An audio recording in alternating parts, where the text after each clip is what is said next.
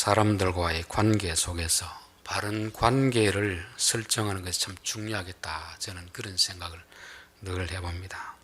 특별히 사적인 관계, 공적인 관계, 이걸 잘 구분해야 되는데 어떤 분이 공사를 구분하지 못해서 많은 분쟁과 다툼이 나타나는 경우가 많이 있습니다. 예를 들면 친구인데 나중에 세월이 지나고 보니까 어떤 친구는 사장이 되고 있고 어떤 친구는 직원이 되어 있습니다.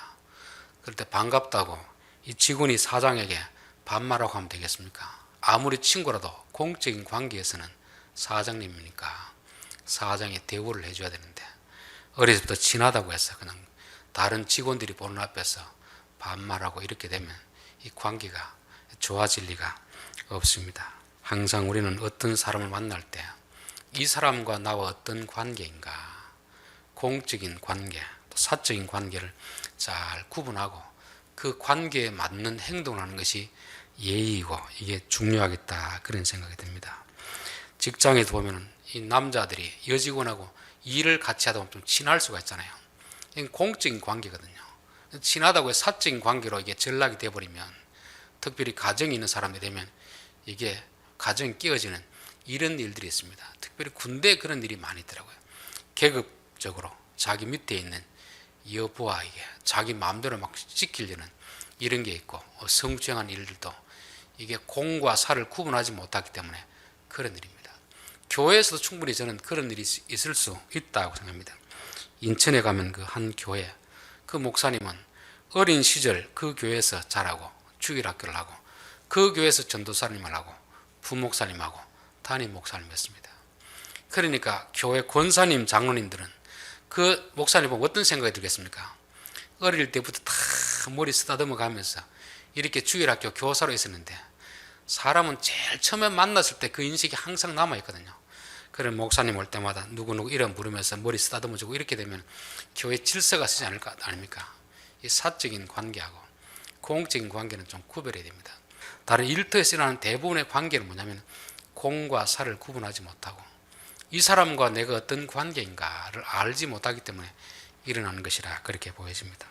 고린도 교회가 지금 그런 축에 속했습니다. 4절에 보면 어떤 일은 말하되 나는 바울에게라 하고 다른 일은 나는 아볼로에게라 하니 너희가 육의 사람이 아니리요. 이 고린도 교인들은 오늘날 말하는 목회자를 대하는 태도가 지나치게 추종하는 그런 성향을 가지고 있습니다. 아볼로를 추종하는 사람들, 또 바울을 추종하는 사람들, 이 공적인 관계인데 너무 한 사람을 추종하다 보니까 서로 반대편의 사람을 갈라 세우는 이런 분파가 일어났던 그런 것을 보게 됩니다. 목사와 교인의 관계를 바로 설정하면 교회는 문제가 없는데 이 관계를 잘못 설정하면 교회는 많은 문제가 일어나게 되어 있습니다. 5절 그런즉 아볼로는 무엇이며 바울은 무엇이냐, 그들은 주께서 각각 주신 대로 너희로 하여금 믿게 한 사역자들이다. 사역자들인 것은 성도들을 예수 믿게 하기 위해서 하나님 보내신 일꾼들입니다. 일꾼들. 원어로 보면은 주방에서 서빙하는 그런 사람입니다. 이 고린도 교인들은 마치 그들을 추종자 그렇게 생각하는 것입니다. 여러분이 식당에서 밥 먹을 때 물론 서빙하는 사람이 중요하지만 그 사람이 좋다고 해가지고 그 사람을 추종해야 될 필요는 없잖아요. 참 감사하다 이 정도지, 나는 저 사람 아니면 이 식당에 안 오겠다, 그건 또 문제가 있잖아요. 밥 먹으러 오는 거지 뭐 그 서빙하는 사람 보러 오는 게 아니잖아요. 서빙하는 사람이 조금 친절할 수도 있고 불친절할 수도 있지만 식당에 가는 것은 밥을 먹으러 가는 것이 주 목적이잖아요. 근데 오늘날 교회는 목회자에게 너무 의존적인 성향인 그런 경우가 있습니다. 특별히 이단에 속한 사람 보면 그 사람을 마치 신처럼 떠받드는 사람이 있습니다. 그 사람이 하는 말은 하나님의 말씀인 것처럼 그렇게 떠받드는 사람이 있습니다. 물론 사역자들을 존중하는 마음은 귀하지만 필요 이상으로 그렇게 따르는 것은 그거는 맹신자라고 할 수 있는 맹신자. 그래서 요즘 교단 총회에서 할 때마다 어떤 집단의 교주들은 따르지 마시오, 교회에서 좀 거리를 두십시오 하는 이유는 뭐냐면 그들의 교주 되는 사람들이 잘못된 가르침을 하고 있기 때문에 정상적인 교회에서는 그들을 따르지 말라고 그렇게 가르치고 있는 것입니다. 그래서 사도 바울은 왜 아볼로를 추종하느냐, 왜 바울을 추종하느냐, 나는 너희들을 위하여서 하나님이 보내신 일꾼이다. 그렇게 말씀하고 있습니다. 자, 오늘 9절 말씀이 바로 목회자와 교인들의 관계를 바로 말씀해 주고 있습니다. 우리는, 여기는 뭐 바울, 아볼로, 베드로 이런 사람을 말하는 거죠. 우리는 하나님의 동력자들이요, 너희는 하나님의 밭이요 하나님의 집이니라. 이렇게 이제 설명을 해주고 있습니다. 그래서 목회자와 교인의 관계는 이 말씀을 비추어 가지고 보면 가장 바른 관계가 되지 않을까, 저는 그렇게 봅니다. 자, 목회자 하나님의 동력자다, 교인들은 하나님의 밭이다, 하나님의 집이다, 이렇게 말씀하고 있습니다. 여기서 두 대상자의 공통점이 뭡니까? 공통점, 하나님이죠. 하나님.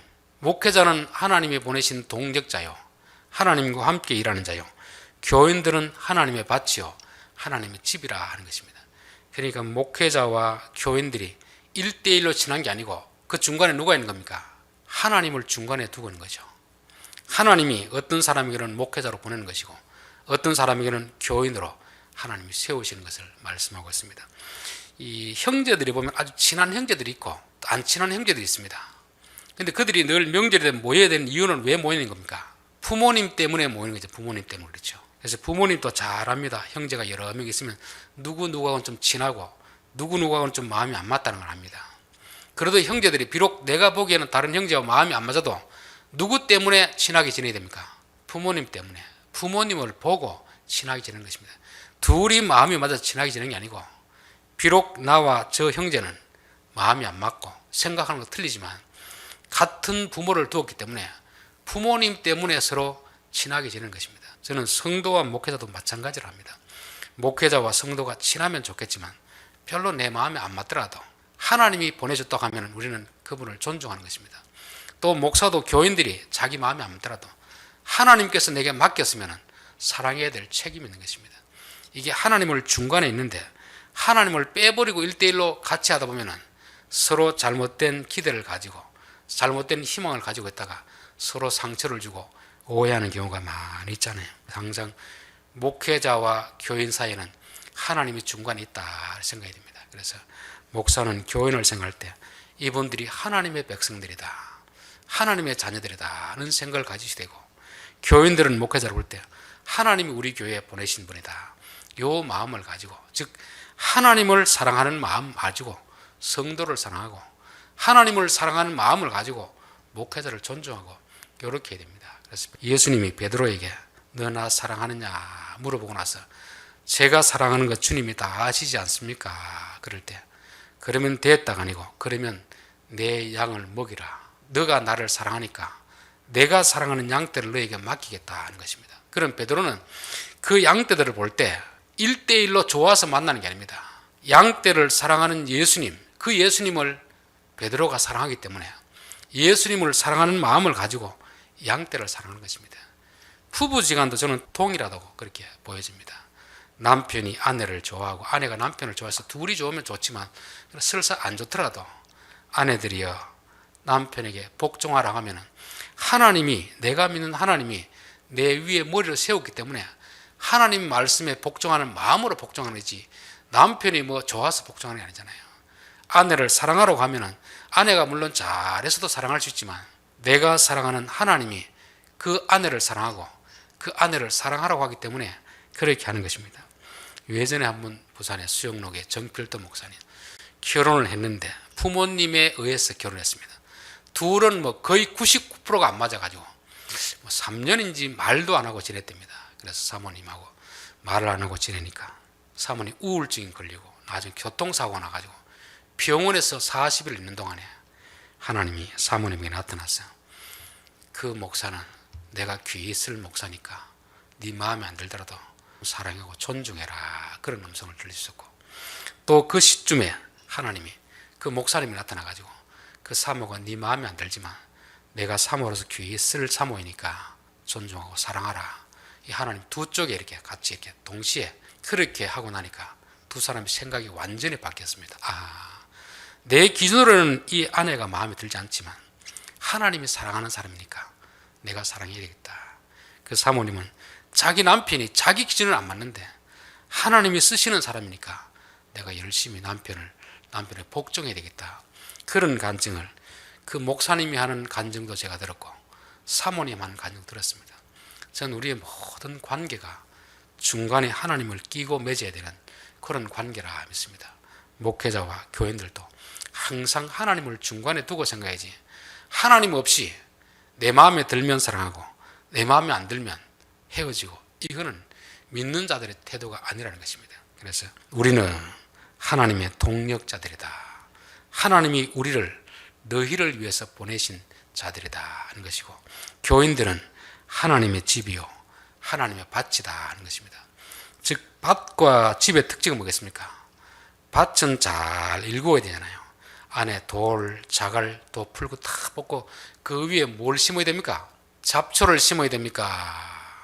알곡 나는 씨앗 심어야 되겠습니까? 알곡 나는 씨앗을 심어야 되는 거죠. 그래서 목회자는 교인들을 대할 때 목회자 자신의 생각이란 씨앗을 그 안에 심는 게 아니고 하나님의 말씀의 씨앗을 성도들의 마음에 심어줘야 될 그 일을 해야 되는 거예요. 다른 게 아닙니다.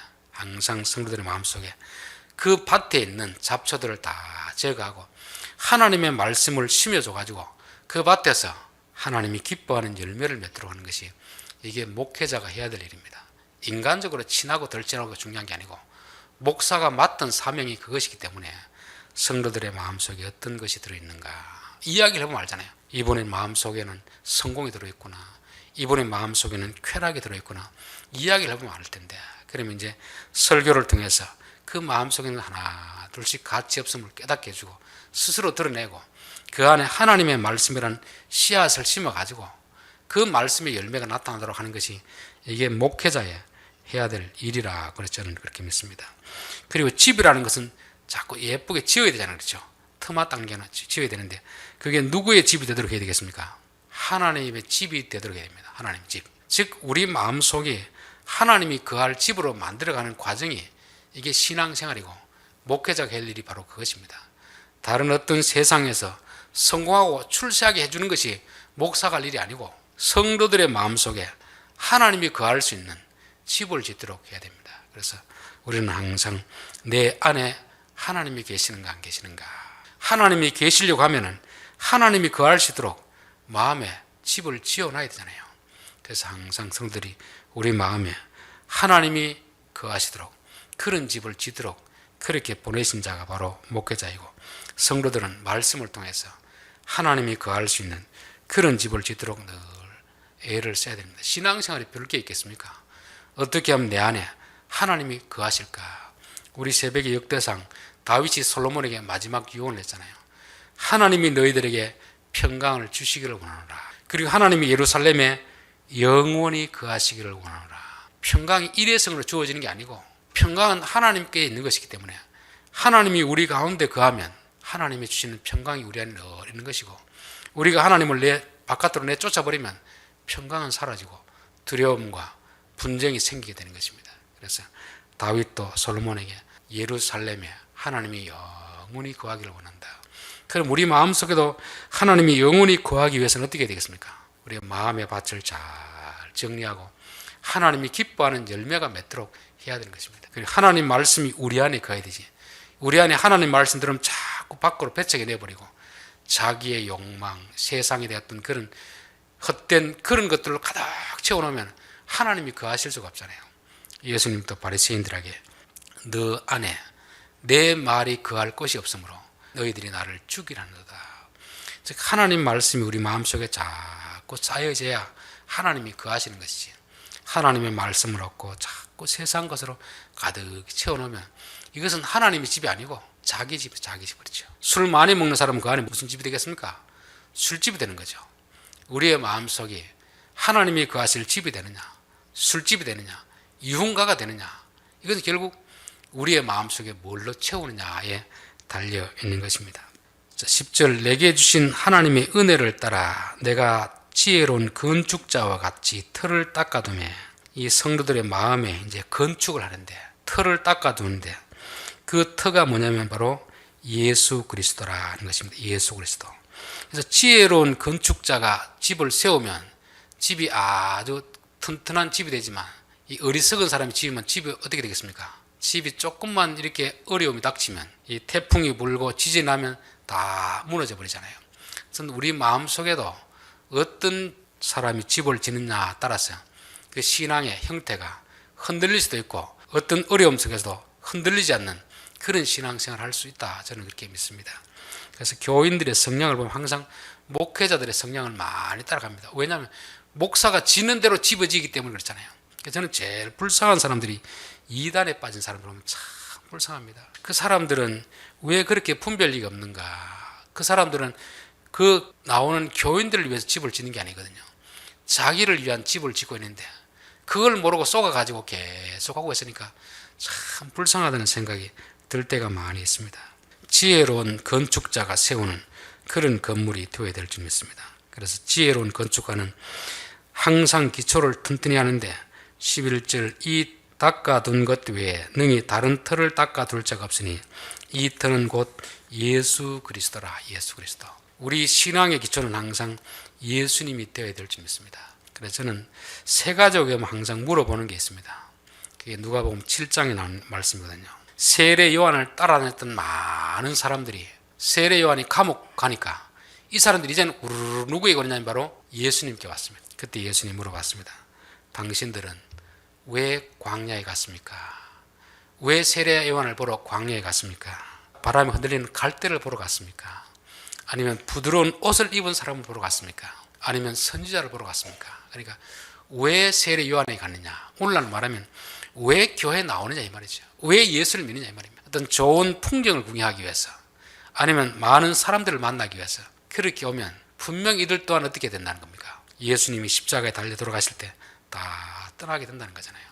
그런 너희들이 선지자를 만나러 갔다면, 하나님의 말씀을 들으러 갔다면 그거는 제대로 된 것이다. 다른 동기를 가지고 교회 나오고 다른 동기를 가지고 예수 믿으면 반드시 시험에 들고 중간에 교회를 떠날 수밖에 없습니다. 우리가 교회를 나올 때는 항상 내가 왜 예수님을 믿으려고 하는가를 생각하고 믿어야지. 병이 나서 이 병 좀 낫기 위해서 믿을 수도 있고, 또 사업에 실패해서 이 어려움 가운데서 고침받기 위해서 나올 수도 있고, 여러 가지 이유에서 나올 수는 있습니다. 그러나 그것은 궁극적인 목적이 되어서는 안 되잖아요. 내가 왜 예수를 믿는가? 항상 이것을 예수님이 점검했고, 또 예수님은 제자들에게도 물어봤습니다. 마태복음 16장에 보면 예수님이 제자들에게 사람들이 나를 누구라고 하더냐, 나를 누구라고. 그러니까 세례 요한입니다, 엘리야입니다, 예레미야입니다, 선지자 중에 하나입니다. 그러니까 너희들은 나를 누구라고 하느냐. 그 사람들은 그렇게 생각하고 믿지만 너희들은 나를 누구라고 하느냐, 이런 것을 물어본 것은 너희들의 신앙의 기초가 무엇이냐를 물어본 것입니다. 오늘날도 교회를 다니면서도 세례 요한 같은 사람을 추종하는 사람들이 많이 있습니다. 거침없이 비판적인 말을 막 쏟아내잖아요. 그러니까 헤롯 왕의 잘못에 대해서도 그 이야기를 하니까 사람들이 야, 저분이 진짜 선지자다, 선지자. 오늘날도 목회자들이 현실에 대해서 막 쓴소리를 쏟아내면 야, 저 사람이 진짜 애국자구나, 그렇게 쫓아가는 사람이 있습니다. 그것이 바로 세례 요한 같은 사람을 쫓아가는 거죠. 엘리야 같은 사람들, 지금도 기적의 종, 능력의 종, 기적을 베푼다고 하면 우르르 가는 경우가 있잖아요. 그런데 왜 가는지 참 이해가 안 되는데, 그래도 저분들은 엘리야 같은 사람을 추종하는구나, 그런 생각이 들고, 또 예레미야 같은 사람은 눈물의 선지자 아닙니까? 눈에 눈물이 걸썽걸썽 하니까 인간의 감성을 자극하는 이런 설교자를 쫓아가는 사람도 있고, 그러나 그것은 예수님을 쫓아가는 게 아닌 거잖아요. 그렇죠? 예수님을 쫓아가야 되는데 예수님을 그런 식으로 알면은 우리는 또 세례 요한을 쫓아갔던 사람들처럼 그렇게 실족하게 되는 것입니다. 주는 그리스도시요 살아계신 하나님의 아들입니다. 그리스도란 말이 구원자란 말이에요. 구원자, 구약의 메시아, 하나님이 인간을 구원하기 위해서 보내신 메시아입니다. 메시아. 예수님은 우리를 구원하러 오신 분이고, 또 그분은 누구의 아들입니까? 하나님의 아들이라. 하나님의 아들. 하나님의 아들이라는 것은 하나님과 동등한 존재임을 말하는 것입니다. 오늘날도 스스로 예수님이라고 하는 사람이 많이 있습니다. 스스로 나는 성령이다 하고 주장하는 사람도 있습니다. 근데 그 말로만 내가 예수다, 내가 성령이다, 내가 하나님이라고 해서 되겠습니까? 그런 말을 했으면 뭘 보여줘야 됩니까? 진짜 하나님인 것을 보여줘야 되는 거죠. 그게 뭐냐면 죽음에서 살아나는 것입니다. 예수님의 부활이라는 것은 이분이 진짜 하나님의 아들이라는 것을 보여준 것입니다. 누구나 메시아라고는 할 수 있잖아요. 이단 교주들도 다 기적을 행할 거 아닙니까? 기적을 행하기 때문에 사람이 따라가는 것입니다. 말하는 것, 주장하는 건 우리가 봤을 때 얼토당토 않는 말인데 어떤 이해할 수 없는 그런 기적이라니까 따라가는 것입니다. 근데 그들이 할 수 없는 게 있습니다. 그분들은 다 죽는다는 것이죠. 물론 나는 안 죽는다고 주장하는 사람이 있지만 그런 사람도 죽었습니다. 지금도 나는 안 죽는다고 말하는 분이 있지만 그분 죽을까요, 안 죽을까요? 죽겠죠. 안 죽으면 그분이 하나님 아들입니다. 이 땅에 태어난 사람치고 안 죽은 사람은 없습니다. 물론 뭐 엘리야라든지 에녹 같은 사람은 죽음을 맛보지 않고 올라갔지만 하나님은 그렇게 한 것이고, 이 땅에 태어난 모든 사람은 다 죽도록 그렇게 타락해서 다 죽도록 그렇게 된 것이죠. 그렇기 때문에 내가 메시아다, 내가 예수다, 이게 중요한 게 아니고 그분이 과연 하나님의 아들인가, 하나님의 신적인 능력이 있는가, 그것을 예수님은 죽음을 통하여서 부활하심으로써 증거를 했습니다. 그런데 예수님은 그 너의 생각이 아니고 하나님이 알려준 생각이다, 그렇게 했습니다.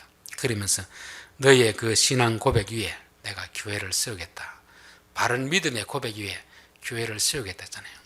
그리고 나서 예수님이 곧 이어서 무슨 말씀하냐면 내가 많은 고난을 받고 죽임을 당하고 제3일에 살아나야 될 것을 제자들에게 비로소 말씀하시니라. 요거 지금 뭐 때문에 한 말씀이겠습니까? 베드로 너가 한 신앙 고백이 진실이냐 아니냐, 요거 테스트하는 것입니다. 베드로는 뭐라고 했죠? 주는 그리스도시요 살아계신 하나님의 아들입니다, 그걸 고백했잖아요. 그러면 예수님 이 말씀을 했을 때 아멘, 아멘, 당신이 죽어도 살아날 것을 믿습니다. 왜냐하면 당신은 하나님의 아들이기 때문입니다. 이렇게 해야 될 텐데 모르겠습니까? 항변하면 항변, 뭐 어른이 어린아이를 꾸짖는 그런 태도로 그런 말 하시면 안 됩니다. 왜 그런 말 하십니까? 절대 그런 일이 일어나서는 안 됩니다. 이런 식으로 하는 거죠. 베드로는 말로는 신앙 고백을 잘했는데 실제 그 안에는 아직도 그 말씀을 따라갈 믿음이 그 정도 성숙하지 못했다는 것을 말씀하고 있습니다. 그래서 우리가 바른 신앙 고백을 하는 것도 중요하지만 더 중요한 것은 그게 내 고백이 내 삶에 진짜 나타나야 되는 것을 말씀하고 있습니다. 우리가 말로는 주여 주여 누가 못합니까? 그러나 정말 내가 어려움을 당했을 때 저는 당신을 믿습니다, 이 어려움 가운데서 건져주실 것을 믿습니다, 이런 믿음이 있는가 없는가, 신앙 고백 차원을 넘어서서 실제 삶에서 그런 것이 있는가 한번 좀 점검해 봐야 됩니다. 12절 만일 누구든지 금이나 은이나 보석이나 나무나 풀이나 지푸로 이 터 위에 세우면, 여기는 뭐 종류는 많이 나오지만 두 부류로 나누면 금, 은, 보석, 그리고 나무, 풀, 집 이렇게 되어 있습니다. 하나는 불에 타는 것, 하나는 불에 타지 않는 것. 그러니까 불에 타지 않는 것으로 지으면 불이 났을 때도 그대로 보존되는 것이고, 불에 타는 것으로 지으면 아무리 잘 지어도 불이 나면 다 없어진다는 것을 말씀하는 것입니다. 그래서 오늘날로 말씀드리면 하나님의 순수한 말씀으로 우리의 성전을 지을 수도 있고 세상의 어떤 것들, 흔해 빠진 이런 것을 가지고 지을 수도 있다는 것입니다. 그러니까 불, 은, 보석, 이것은 불로 연달아도 타지 않을 그런 믿음을 말하는 거죠. 오늘날 잘못된 신앙들 있잖아요. 기복신앙, 또 뭐 긍정햄 신앙, 또 번영신앙, 이런 것은 뭐 교회 복준다니까 안 믿을 사람이 누가 있겠습니까?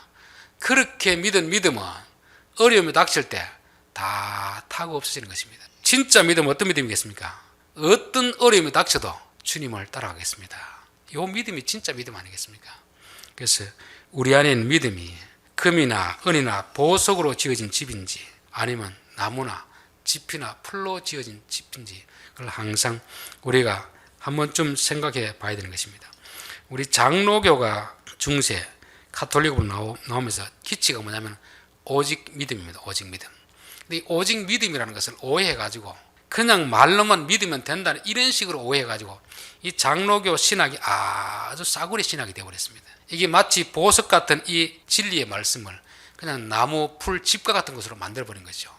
성경은 분명히 뭐라고 했습니까? 믿음으로 말미암아 살리라고 했죠. 살. 그러니까 믿음을 따라서 사는 삶이 있어야 되는데 그냥 삶은 뒤로 빼버리고 믿으면 된다, 그것도 믿는다는 것도 그냥 말로만 예수님 믿습니다, 이 말로만 하는, 이게 쉽게 말하면 뭐냐면 집, 풀, 나무 같은 그런 것입니다. 그러다 보니까 교인들은 많아졌는데 다 나무, 풀, 짚으로 지은 집이다 보니까 코로나가 오고 여러 가지 시련과 어려움 닥치면 뿔뿔이 다 흩어져 버리는 것입니다. 그런 건물은 아무리 지은들 무슨 소용이 있겠습니까? 어떤 어려움이 닥쳐도 흔들리지 않는 이런 재료를 가지고 지어야 되는데 오늘날 목회자들이 교회를 키우는 것이 목적이 되다 보니까 이 금이나 은이나 이런 것을 가지고 짓기보다는 그냥 나무, 풀, 재료가 구하기 쉽잖아요. 쉽게 할 수 있으니까 그렇게 하는 것입니다. 예수님이 누가복음 14장에 보면 기적을 행하는 것을 보고 많은 사람이 따라왔습니다. 그럼 예수님이 어떻게 되겠습니까? 이야, 참 너희들 잘 왔다 해야 될 텐데 뒤를 돌아보면서 나를 따라오려거든 자기를 부인하고 자기 십자가를 지고 따라오느라. 그렇지 않으면 내 제자가 되지 못하리라. 이게 바로 금과 은과 보석 같은 그런 말씀입니다. 미국의 빌 하이벨스 목사님이라고 큰 교회가 있습니다. 윌로 크릭 교회인데 이분은 처음 교회를 개척할 때 시장 조사를 다 했습니다. 왜 사람들이 교회에 안 나올까를 해보니까 교회에 나가니까 뭘 죄 이야기를 자꾸 하고 회개하러 하니까 이게 싫거든요. 그래서 이런 걸 싫어하는구나. 또 세상 사람 교회 와서 무슨 말을 듣고 싶은가 해보니까 성공하는 비결, 행복해지는 비결 이런 것들을 원하는 걸 알았습니다. 그래서 마치 회사가 물건을 만들 때 소비자의 어떤 좋아하는 성향을 다 조사해가지고 물건을 만들듯이 그렇게 교회를 세우고 거기에 맞추어서 교회를 운영해 나갔습니다. 그러니까 교회가 많은 교인들로 부흥했습니다. 건물도 크게 지은 것이죠. 그러니까 한국에서 큰 교회들이 그 교회에 전담 부목사를 보내가지고 그 교회 하는 프로그램을 그대로 배워와가지고 한국에 이렇게 했습니다. 그러니까 교인들이 많이 부흥하거든요. 그런데 이 교회 빌 하이벨스 목사님이 한 20년인가 지나고 나서 교회를 한번 돌아봤습니다. 그러면서 그 사람이 책을 냈습니다. 나는 목사로서 실패한 목사이다. 교인들을 모으는 데는 성공했지만 예수님의 제자 만드는 데는 나는 실패했다. 분명히 그런 고백을 했습니다. 이분이 결국 무슨 집을 지은 겁니까? 나무와 풀과 짚으로 지은 거죠. 짓기는 쉬웠는데 막상 보니까 어려운 일이 닥치니까 다 허물어지듯이 이렇게 되는 걸 보고 그렇게 고백을 했던 것입니다. 그래서 우리는 신앙생활 할 때 조금은 느리더라도 성장 안 하더라도 제대로 된 건물을 지어야 됩니다. 조금 더 기다려주더라도 교인들이 바른 믿음을 가지고 바른 말씀을 가지고 내게 적용하도록 그렇게 지어야지. 그냥 듣기 좋은 말, 집과 같은 그런 말씀으로 지으면 남들 보기에는 성공한 것 같은데 교회가 부흥한 것 같은데 하나님이 그 교회에 어려움과 시련을 몰아부딪힐 때 다 교회는 뿔뿔이 다 흩어져 버리는 것을 말씀하고 있는 것입니다. 13절 각 사람의 공적이 나타날 터인데 그날이 공적을 밝히리니 이는 불로 나타나고 그 불이 각 사람의 공적이 없다는 것을 시험할 것임이라. 만일 누구든지 그 위에 세운 공적이 그대로 있으면 상을 받을 것이요 누구든지 공적이 불타면 해를 받으니 그러나 자신은 구원을 받되 불 가운데서 받은 것 같으리라. 요 이제 사역자들에 대해서 말씀하고 있습니다. 아무리 교회를 크게 세우고 교회를 몇 개 개척을 했다 하더라도 그게 다 상을 주는 게 아니고 하나님이 한번 테스트 해보겠다는 것입니다. 이게 제대로 지어진 교회인가, 교인들의 신앙이 제대로 된 것인가 하나님 흔들어보고 다 타고 없으면 개인적 구원을 받는데 그 일에 대해서는 상을 받지 못한다는 것을 말씀하고 있습니다. 왜 부끄럽냐면 상이 없어서 부끄러운 게 아니고 남들에게는 신문에는 성공한 목사로 알려졌는데 야 저분은 천국 가면 많은 상을 받을 것이다 큰 기대를 가지고 왔는데 가보니까 막상 아무것도 남는 게 없습니다. 얼마나 부끄럽겠습니까? 그래서 우리는 교회에 대해서도 너무 쉽게 인간적인 방법으로 뭔가를 자꾸 하려고 하면 안 됩니다. 목사가 되어서도 좀 교인들이 부흥하는 걸 원치 않은 목사가 누가 있겠습니까? 그러면 우리는 생각해야 됩니다.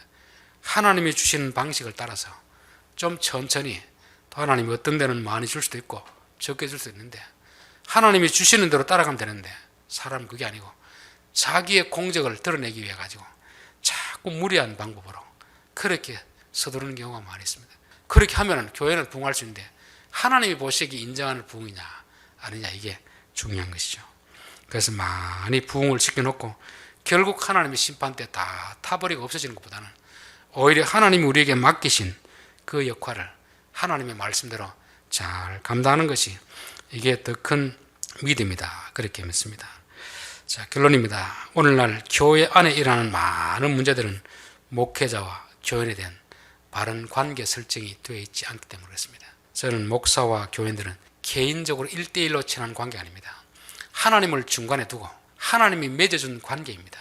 그래서 목회자는 교인들을 대할 때 하나님의 백성들이다. 하나님이 맡겨준 사람들이다. 하나님의 집이다. 하나님의 밭이다 생각하고 대해야 되는 것이고, 교인들은 또 목회자를 대할 때 하나님이 우리를 위해서 보낸 사람이다. 일꾼이다. 이렇게 서로 존중하면 되는 것입니다. 이 지혜로운 건축자가 되어야 되는데, 어리석은 건축자들은 어쨌든지 건물을 빨리 짓고 멋있게 지으려고 하는 것입니다. 지혜로운 건축자는 건물을 멋있고 크게 짓는 것이 목적이 아니고 바로 짓는 것이 바로 제대로 짓는 것입니다. 방주를 지을 때 잘 지었더라 이런 말씀은 없습니다. 하나님이 말씀하신 대로 지었더라. 노아 생각에는 야 이건 너무 큰데 좀 줄이자.